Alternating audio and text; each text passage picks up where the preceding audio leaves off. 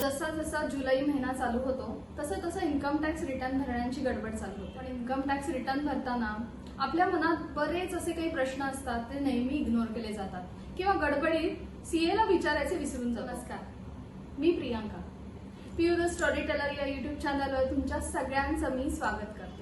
आपण खरं तर इन्कम टॅक्स रिटर्न कशासाठी भरतो, का भरतो, आयकर विभागाने AIS लॉन्च केलंय, तर त्याचे काय बेनिफिट्स आहेत, टॅक्स सेव्हिंग्स काय असतात, किंवा NRIs साठी टॅक्सेशन कसं असतं, या आणि अशा अनेक गोष्टींबद्दल आम्ही आज बोलणार आहे. या सगळ्या गोष्टी सांगायला, याची सगळी माहिती द्यायला आज आपल्या चॅनलवर आल्यात दीप्ती क्षीरसागर. नमस्कार. नमस्कार दीप्ती, स्वागत करते तुझं आपल्या चॅनलवर. दीप्ती या चार्टर्ड अकाउंटंट आहेत आणि गेले 7-8 वर्ष त्या या फील्डमध्ये काम करतात. दीप्ती, मला सांगा की इन्कम टॅक्स रिटर्न कोणी भरायचं आणि कशासाठी भरायचं? इन्कम टॅक्स रिटर्न का भरायचं? तर पहिला आपला कायदा हे सांगतो म्हणून it's everybody's responsibility to file income tax returns. तर का भरायची किंवा कोणी भरायची याच्या आधी आपण कोण कोण एलिजिबल आहे ते मी तुला सांगते. प्रत्येक इंडिव्हिज्युअल, छोटे मोठे बिझनेसेस करणारे, companies, trust, body of individuals किंवा तुम्ही छोट्या संस्था वगैरे चालवतात किंवा येणार आहे काही ह्याच्यात येणार आहे, ते प्रत्येकाने इन्कम टॅक्स रिटर्न भरायचं आहे. जर का if it as per act it is applicable to you to file that returns. Okay. Income tax return भरणं हे जरी कायद्याने गरजेचं असलं तरी आपल्या स्वतःसाठी त्याचे काही फायदे आहेत. सगळ्यात पहिला फायदा म्हणजे कंप्लायन्स वाईज तुम्ही अप टू डेट असतात. बरोबर आहे. त्याच्यात ह्याचाच उपयोग पुढे कधी होईल? बरेचदा आपण जेव्हा बिझनेसेस करतो किंवा even salaried person, individual, anybody, some point of time they are going to need loans or anything, right? तर तुम्ही बँकांकडे गेला तर पहिली तुम्हाला कळेल त्याची लिस्ट ऑफ रिक्वायरमेंट्स मध्ये पहिलं असतं तुमची 3 वर्षाची इन्कम टॅक्स रिटर्न, राईट? 3 वर्षाची इन्कम टॅक्स रिटर्न द्या. तर त्यासाठी लोनच्या दृष्टीने आपल्याला खूप फायदा होऊ शकतो. बरोबर. तसंच आजकाल परदेशात जाणाऱ्या लोकांचं प्रमाण खूप वाढलेलं आहे. तर त्या व्हिसा प्रोसेसिंग मध्ये सुद्धा one of the requirements are तुमचं इन्कम टॅक्स रिटर्न्स देणं किंवा तुमचं इन्कम डिराईव्ह करणं. Based on that sometimes they will issue visas to you. So ते इन्कम टॅक्सचं इन्कम डिराईव्ह करण्यासाठी इन्कम टॅक्स रिटर्न्स हे आपलं वन ऑफ द प्रूफ्स असू शकतं. बरोबर आहे. दुसरी गोष्ट, तुम्ही वेळेत इन्कम टॅक्स रिटर्न्स न भरल्याने तुम्हाला काही पेनल्टीज लागू शकतात, तर त्या अवॉइड नक्कीच करून त्याचा आपल्याला फायदा मिळू शकतो. काही बाबतीत NRIs म्हणू आपण, त्यांना पुढे जेव्हा कधी ते भारतात आले किंवा काही भारतातील काही व्यवहार त्यांना करायचे असतील, त्या व्यवहारांची पूर्तता करण्यासाठी योग्य प्रकारे इन्कम टॅक्स रिटर्न हे त्यांच्यासाठी जमेची बाजू ठरू शकते. ह्या सगळ्या जे छोटे बिझनेसमॅन किंवा कंपनीज म्हणा किंवा कोणीही इन्कम टॅक्स रिटर्न जेव्हा तुम्ही भरता, see few of the times याच्यात अपडाऊन असू शकतात बिझनेसमध्ये. Sometimes you income losses, may be पुढच्या वर्षात तुम्हाला प्रॉफिट होऊ शकतो. पण आपण रिटर्न भरल्याने हे लॉसेस जे आपण कॅरी फॉरवर्ड केलेले आहेत त्याचा फायदा आपण त्या पुढच्या वर्षींच्या इन्कम मध्ये घेऊन आपले टॅक्सेस कमी करू शकतो. तर फक्त कायद्याच्या दृष्टीने नाही तर इतर बऱ्याच प्रकारे आपल्याला इन्कम टॅक्सचे फायदे आहेत रिटर्न्स भरण्याचे. नक्की प्रत्येकाने ते भरलं पाहिजे. इन्कम टॅक्स ऍक्ट प्रमाणे काही वेळेस रिटर्न उशिरा भरल्यावर लेट फायलिंग फीज लागतात, इंटरेस्ट तुमचे ऍड होतात. काही लोकांना असं वाटतंय की इन्कम टॅक्स रिटर्न आता भरलं आहे तसं आणि थोडे दिवसांनी मी परत ते रिवाइज करू शकतो. रिवाइज नक्कीच करू शकता, पण इन्कम टॅक्सने त्याच्या पुढे अजून एक ऑप्शन अपडेटेड रिटर्नचा जो नवा इतक्यातच आणलाय तो ऑप्शन सुद्धा आहे. पण त्याच्यात फक्त एकच आहे की अपडेटेड रिटर्न तुम्ही कधी भरायचं, तर जेव्हा तुमची टॅक्स तुमच्याकडे एखादी चूक किंवा अनवधानाने राहून गेलं आहे, तुझं इन्कम दाखवायचं आणि त्याच्यामुळे तुमची इन्कम टॅक्स लायबिलिटी वाढतीये. 24 तारखेला इन्कम टॅक्स डे पण येतो, राईट? सो आपल्या सगळ्यांची ही जबाबदारी म्हणते की वेळेत आपला इन्कम टॅक्स रिटर्न भरणं खरंच आहे. आणि ते वेळेत भरा म्हणजे हे सगळे फायदे तर तुम्हाला मिळतीलच, पण त्या इन्कम टॅक्स रिटर्न उशिरा भरल्याचे जे नुकसान आहेत ते सुद्धा आपण काही टाळू शकतो. आयकर विभागाने रिटर्न्स फाईल करायला जसे वेगवेगळे फॉर्म्स इश्यू केले तर ते बऱ्याच लोकांमध्ये खूप असे कन्फ्युजन आहे. तर ते नक्की कोणी आणि कोणी कुठले कुठले फॉर्म्स भरायचे त्याबद्दल आम्हाला सांगशील? हो नक्की.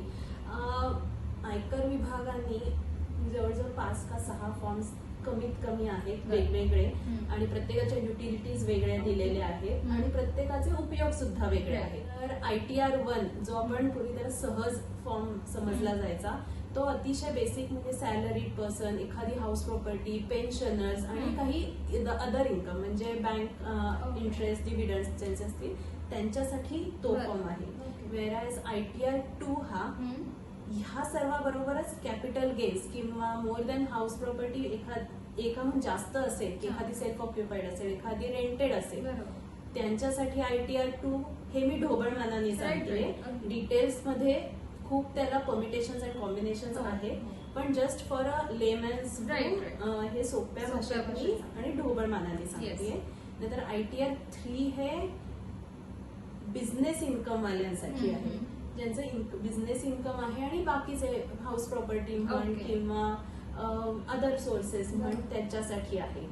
ITR 4 हा प्रिझम्पटिव्ह इन्कम जो सरकारने आपल्याला एक सोपा मार्ग बिझनेस रिटर्न्स भरण्यासाठी दिलेला आहे त्या प्रकारचा इन्कम असल्यास ITR 4 भरण्यात येतं आणि ITR 6 हा कंपनीज वगैरेसाठी भरण्यात येतो. ढोबळमानाने या सगळे असे फॉर्म्स अवेलेबल आहेत. ढोबळमानाने ही त्याची कॅटेगरी किंवा डिफरन्शिएशन केलेलं आहे. 2021 साली आयकर विभागाने AIS लॉन्च केलं तर त्याबद्दल काय माहिती सांगशील आम्हाला? प्रियांका हे मस्त प्रश्न आहे एकतर कारण हे खूप नवं आहे त्या मानाने इतर लोकांसाठी. AIS म्हणजेच अॅन्युअल इन्फॉर्मेशन स्टेटमेंट जे 2021 मध्ये सरकारने लॉन्च केलं आपल्या IT वेबसाईट पोर्टलवर केलेलं आहे.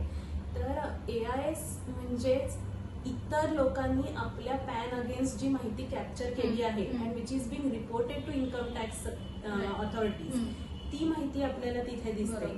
म्हणजेच थोडक्यात काय फॉर एक्झाम्पल तुमच्या सॅलरीज म्हणा किंवा तुमच्या other income, interest income, FD income, dividends, तुम्ही सेल ऑफ सिक्युरिटीज करताय, म्युच्युअल फंड्स करताय, परचेस करताय, काही फिक्स डिपॉझिट्स किंवा मोठ्या अमाऊंटचे काही तुमचे व्यवहार आहेत, मोठ्या प्रॉपर्टीज किंवा परचेस सेल डील्स जे होत आहेत ते सगळं AIS कॅप्चर करतीये फ्रॉम व्हेरियस रिसोर्सेस. ओके. तर AIS हे खूप सोपं म्हणजे खूप डिटेल आहे. तर त्याचा फायदा रिटर्न भरताना आपण नक्कीच घ्यायला पाहिजे. पण याच्यात AIS चा फायदा घेताना मला 2-4 गोष्टी सांगाव्याच्या वाटतात की लोकांचा असा समज आहे की AIS मध्ये जेवढं आलेलं आहे जेवढ्या गोष्टी रिपोर्ट झाल्यात तेवढ्यानेच मी माझा रिटर्न भरते आणि दॅट्स इट की I am done with that. But please do not do like this. कसं आहे AIS हे फक्त ॲज अ रेफरन्स आता आपण वापरू शकतो. AIS मध्ये दिलेलं इन्कम हे एक तर पहिली गोष्ट आपली जबाबदारी आहे की बरोबर आहे का नाही हे पडताळून बघायचं. इन्कम टॅक्सने त्याला एक खूप छान हे दिलेलं आहे की AIS चं income you have to verify if it is correct or not आणि त्याप्रमाणे तुम्ही पर ट्रान्झॅक्शन त्याला फीडबॅक सुद्धा देऊ शकता की हे ट्रान्झॅक्शन माझ्याशी रिलेटेड नसेल तर आय कॅन से दॅट की बाबा this belongs to other PAN, this is not related to my income. तर ती एक गोष्ट आहे. आणि 26A जे आहे ज्याला आपण सगळे TDS इतके दिवस ज्याच्यावरनं आपण TDS बघत होतो किंवा काही eventually AIS might substitute 26A पण तुम्ही नीट AIS काढून वाचलं तर आता सुद्धा तिथे त्यांचं डिस्क्लेमर आहे की 26A आणि AIS मध्ये काही फरक किंवा तफावत असेल तर आता 26A त्याला प्रिव्हेल करतं. तर AIS नक्की वापरा. पण AIS व्यतिरिक्त सुद्धा रिपोर्ट न त्याच्यात झालेली जी इन्कम आहे किंवा एक्सपेन्सेस किंवा investment what ever it is you can always add those to income tax returns so that it's more accurate. म्हणजे एका छताखाली सगळ्या गोष्टी तुम्हाला तिथे दिसतील आणि it is very well connected to various departments as well. जे आपले दर्शक आहेत जे बिझनेसमन आहेत GST रजिस्टर्ड आहे त्यांना तर नक्कीच माहिती असेल की GST ची इन्फॉर्मेशन सुद्धा आता AIS वर येते. सो प्लीज रिमेंबर की आपण जे GST रिटर्न्स म्हणा किंवा अॅन्युअल इन्फॉर्मेशन स्टेटमेंट्स किंवा इन्कम टॅक्सला जी इन्कम्स फाईल करतोय ती ती माहिती ही ऑलरेडी सरकारकडे आहे. So just try to be accurate. बरोबर. AIS हा बेस धरून with that reference you can file the returns, but please include whatever extra is there in your income. Generally लोक आपला इन्कम टॅक्स वाचवण्यासाठी CA कडे पळतात, अगदी 11th अवर्सला. So त्याबद्दल आम्हाला काय ऑप्शन सांगशील की ज्यांना टॅक्स वाचवायचा? टॅक्स वाचवण्यासाठी प्रियांका योग्य टॅक्स प्लॅनिंग गरजेचं आहे, ज्याच्यात आपल्याला हे सल्लागार खूपच मदतीचे ठरू शकतात. तर टॅक्स प्लॅनिंग करताना there are various ways. First of all, तुम्ही as a layman you may not know each and every section for the income tax, म्हणून तुम्हाला योग्य त्या सल्लागाराची गरज असणं, जसं आपण डॉक्टरकडे जातो तसं सल्लागार, वित्तीय सल्लागाराकडे जाणं गरजेचंच आहे. आपल्याला वेगवेगळ्या प्रकारे टॅक्स वाचवता किंवा टॅक्स प्लॅनिंग कसं करता येतं, तर योग्य ती डिडक्शन्स घेऊन त्याप्रमाणे आपण वर्षाच्या सुरुवातीलाच इन्व्हेस्टमेंट प्लॅनिंग केलं, ज्यांनी आपली टॅक्स लायबिलिटी कमी होऊ शकते, तो एक नक्कीच मार्ग आहे. जसे सेक्शन 80 चॅप्टर 6 चे डिडक्शन्स जे व्हेरियस इन्कम टॅक्स मध्ये आहेत त्याचा आपण फायदा घेऊ शकतो. Not only through investment, there are many more sections regarding medical expenditure, dependent, medical, health insurances. हे तर सगळ्यांना माहितीच आहे, पण इव्हन तुमचं एज्युकेशन लोन हे सुद्धा टॅक्स बेनिफिशियल असू शकतं. किंवा अगदी आत्ताचं EV गाड्या आजकाल लोकांचं घेण्याचं प्रमाण वाढलेलं आहे, त्याच्यात इन्कम टॅक्स सेक्शन त्याच्यात सुद्धा आपल्याला डिडक्शनसाठी मदत करू शकतो. तर हे तर सेक्शन्सचे झाले. तसेच सॅलरीड एम्प्लॉईजला सॅलरी स्ट्रक्चर असतं, त्याच्यात योग्य ते बदल केले किंवा फ्लेक्झिपे, जेव्हा when you have a option of flexipay in your salary structure, योग्य ते तुम्ही त्यातले पॉइंट्स आपण कव्हर केले तर त्या थ्रू सॅलरीमध्ये सुद्धा काही डिडक्शन्स किंवा एक्झम्पशन्स मिळू शकतात. किंवा even as a employer you can always use this benefits to form your salary structure for your employees so that they are most benefited.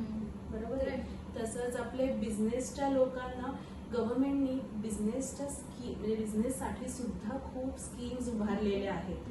तर स्टार्टअपसाठी काही डिडक्शन्स आहेत, काही सवलती दिलेल्या आहेत, त्या सगळ्या यूज करून आपण टॅक्स प्लॅनिंग करू शकतो. जसे मोठ्या कंपनीत SEZ किंवा आहे, स्पेशल इकॉनॉमिक झोन्स मध्ये कंपनींना वेगळी डिडक्शन्स आहे.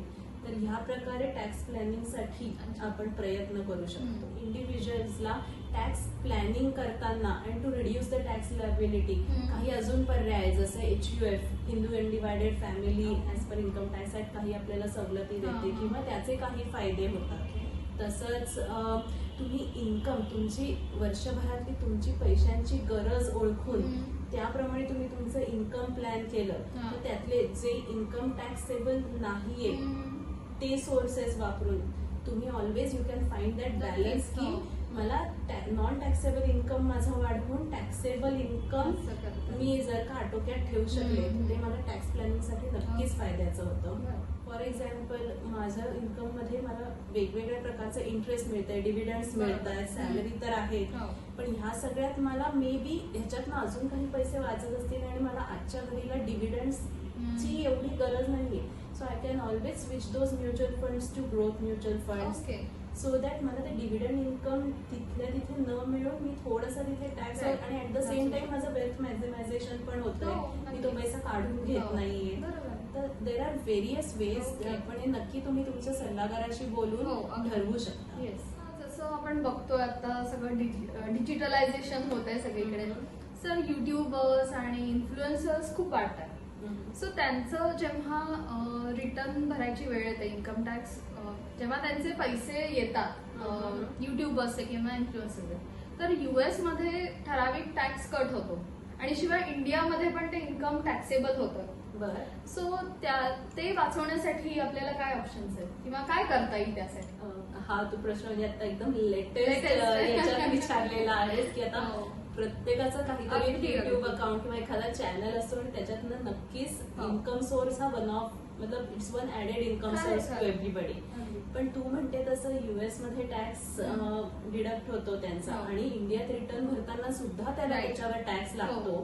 तर ह्याच्यासाठी लकीली आपल्या गव्हर्नमेंटनी डबल टॅक्सेशन अवॉइडन्स अग्रीमेंट्स करून ठेवलेली आहेत अनेक कंट्री, अनेक देशांबरोबर. US is one of them. तर युएस बरोबर जे DTA म्हणतात, डबल टॅक्सेशन अवॉइडन्स अग्रीमेंट, त्याचे फायदे आपण हे रिटर्न्स भरताना घेऊ शकतो. ओके. तुम्ही जेव्हा रिटर्न भराल तेव्हा त्या कंट्रीमध्ये डिडक्ट झालेला टॅक्स क्रेडिट आपण वेगवेगळे सेक्शन्स आहेत इन्कम टॅक्स मध्ये, सेक्शन 90, 91 असे रिलीफ मिळवू शकतो. You can take credit of that. See eventually nobody wants their income to be double tax, right? आणि आपल्या इन्कम टॅक्स ऍक्टने सुद्धा ह्याची काळजी घेतलेली आहे. थ्रू दिस DTA किंवा many other ways you can always claim those credits what ever you have paid outside India.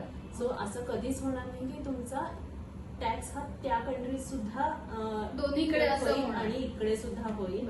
त्याची काळजी ही इन्कम टॅक्स नक्की घेतं. फक्त रिटर्न भरताना ते योग्य प्रकारे भरलं गेलं पाहिजे. ती इन्फॉर्मेशन तिथे इन्फॉर्मेशन करेक्टली फीड झाली पाहिजे.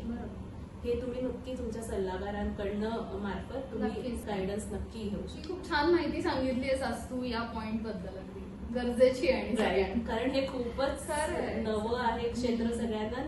मे बी जसं हे क्षेत्र नव्हे तसं टॅक्सेशन वगैरे सुद्धा हे सामान्यांसाठी थोडंसं नवं आहे, अवघड जातं. आणि त्यांना जसं तू इंडियाच्या इन्कम टॅक्स बद्दल, इंडियाच्या व्ह्युअर्स बद्दल सांगतेस, तसंच आपल्या बरेचसा ऑडियन्स हा NRI आहेत, आउट ऑफ कंट्री राहतात.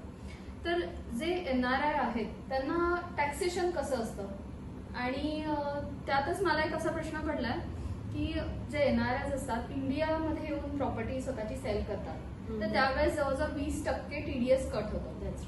तर त्यावर काय सोल्युशन आहे आपल्याकडे? NRI प्रियांका तू म्हणालीस, नॉन रेसिडेंट इंडियन्स जे देशाच्या बाहेर राहतात त्यांच्यासाठी सुद्धा इन्कम टॅक्सचे कायदे आहेत. आणि again they are the way beneficial to them. Okay, त्यांचं भारतात राहण्याचं प्रमाण हे कमी असल्यामुळे त्यांचं फक्त भारतात जे इन्कम अॅक्र्यू होतं किंवा जे जनरेट इन्कम होतं तेवढंच फक्त त्यांना टॅक्सेबल असतं. Whereas subject to they are paying taxes in their country of residence. Okay, मग पुढे मागे सुद्धा NRI जे आपले लोक आहेत त्यांनी भारतात येऊन सेटल व्हायचं म्हणलं तर हे NRI म्हणजेच non resident status gets converted to resident but not ordinary resident. आणि ह्या स्टेटस मध्ये सुद्धा ही लोक NRI चे काही फायदे, NRI इन्कम टॅक्स चे जे फायदे आहेत ते नक्कीच इथे घेऊ शकतात. कारण नाहीतर ऍज अ रेसिडेंट आपल्या नॉर्मल रेसिडेंट साठी हे ग्लोबल इन्कम आपलं टॅक्सेबल असतं. तर NRI साठी तर हा फायदाच आहे. दुसरा तुझा प्रश्न होता हा सेल ऑफ प्रॉपर्टी बद्दल, बरोबर? खूप सारे आता आपली लोक देशाबाहेर कामासाठी किंवा राहण्यासाठी आहेत आणि त्यांच्या बऱ्याच प्रॉपर्टी म्हणा किंवा fix assets, other assets, movable immovable भारतात असतात. तर त्यांचं बरेच आमच्याकडे जे क्लायंट्स येतात त्यांच्याकडे असं असतं की ती प्रॉपर्टी विकून त्यांना बाहेरच्या देशात ते पैसे न्यायचे असतात, बरोबर आहे? आणि त्याला तू म्हणलीस योग्य प्रकारे की 20% टॅक्स हा NRI साठी प्रिस्क्राईब केलेला आहे. At the same time income tax has given them facility to claim this tax at reduce rate also, ज्याला आपण सेक्शन 197 किंवा lower or no deduction certificate म्हणतो. तुम्ही गव्हर्नमेंटला किंवा इन्कम टॅक्स डिपार्टमेंटला हे प्रूव्ह करून दिलं की तुम्ही तुमच्या सेल व्हॅल्यूच्या 0% म्हणा किंवा 5% सुद्धा TDS डिडक्ट केला तरी तो सफिशियंट आहे and it is exactly what our income is covered which is taxable in India. तर ती सुद्धा एक वेगळी प्रोसिजर आहे आणि इन्कम टॅक्स त्याच्यात सुद्धा काही सवलती देऊन तुम्ही तुमचं हे टॅक्स बर्डन कमी करू शकता. पण त्यासाठी NRI सुद्धा त्यांची रिटर्न्स ही शेवटी योग्य वेळेत भरणं गरजेचं आहे आणि योग्य सल्ले घेऊन योग्य त्या ठिकाणी ते ऍप्लिकेशन करून त्या वेळेत त्या गोष्टी करणं गरजेचं आहे, अॅक्युरेटली करणं गरजेचं आहे.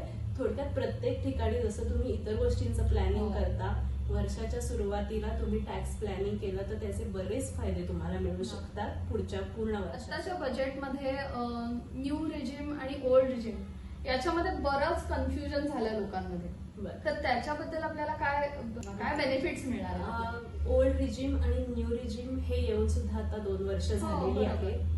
यावेळेस गव्हर्नमेंटने त्याच्यात थोडेसे चेंजेस केले. Again this is for the benefit of tax pairs. इतके दिवस कसं होतं, ओल्ड रिजिम जे आपले ओल्ड टॅक्स स्लॅब्स होते ते तुम्ही बाय ऑटो डिफॉल्ट तुम्ही इन्कम टॅक्स रिटर्न भरताना साईटवर चूज झालेलं असायचं.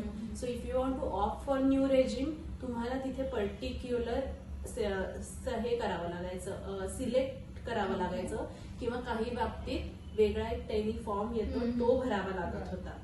पण आता ह्या वर्षी म्हणजे फायनान्शियल इयर 23-24 पासून गव्हर्नमेंटनी न्यू रेजिम हा बाय डिफॉल्ट केलेला आहे. So if you want to aware old regime तर तुम्हाला तो सिलेक्ट करावा लागेल.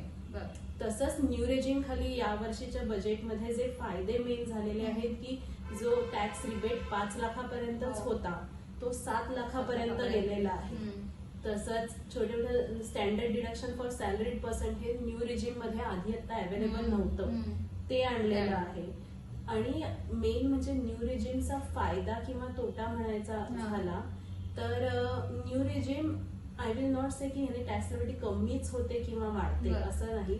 ते प्रत्येक इन्कम स्ट्रक्चर प्रमाणे आपण त्या वेळेस ठरवू शकतो for every individual every year except for business people.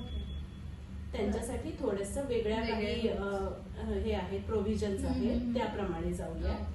पण न्यू रेजिमचा फायदा in the back of the end असा झालाय की if you are not investing enough किंवा तुम्हाला आता इन्व्हेस्टमेंटची गरज नाहीये तर तुम्ही न्यू रेजिम ऑप्ट करू शकता आणि तुमचं थोडक्यात इन हँड इन्कम थोडंसं वाढलेलं आहे त्या कारण त्याच्यात थोडासा तुमचा जो टॅक्स सेव्ह होतोय आणि at the same time you are not spending anything for those investments as well during the year. ते सुद्धा तुम्हाला पैसे वापरायला मिळतात, जसं 5 वर्षाची एफडी म्हणा, 3 वर्षाचे म्युच्युअल फंड्स म्हणा. एवढं करायची गरज नाहीये, पण त्यामुळे तुम्हाला काय होणार आहे, हातात येणारा पैसा हा नक्की वाढणार आहे. ऍट द सेम टाइम पण मी म्हणेन की इन्व्हेस्टमेंट करण्याच्या दृष्टीने सुद्धा थोडासा पैसा वेगळा बाजूला काढणं हे गरजेचं आहे. मस्त, आज छान इन्साइट्स मिळाले आपल्याला या इन्कम टॅक्स रिटर्न्स आणि इन्व्हेस्टमेंट किंवा एनआरआयज ना काय प्रश्न पडतात आणि त्याचप्रमाणे एआयएस या सगळ्याबद्दल अगदी छान आणि फुल डिटेलमध्ये दीप्तीकडून आपल्याला माहिती मिळाली. सो तुम्हाला आजचा एपिसोड कसा वाटला त्याबद्दल नक्की कमेंट सेक्शन मध्ये कळवा. आणि दीप्ती, थँक्यू सो मच आजच्या एपिसोड मध्ये आलीस आणि एवढी छान इन्साइटफुल माहिती मिळाली आपल्याला. तुम्ही तुमची रिटर्न्स फक्त भरा, काही दिवसच शिल्लक आहे. So hurry up and file your taxes and income tax returns within due time. नक्कीच. थँक्यू सो मच दीप्ती आजच्या चॅनलवर आल्याबद्दल. Yes, Priya, it's my pleasure. Thank you. Thank you. Yeah.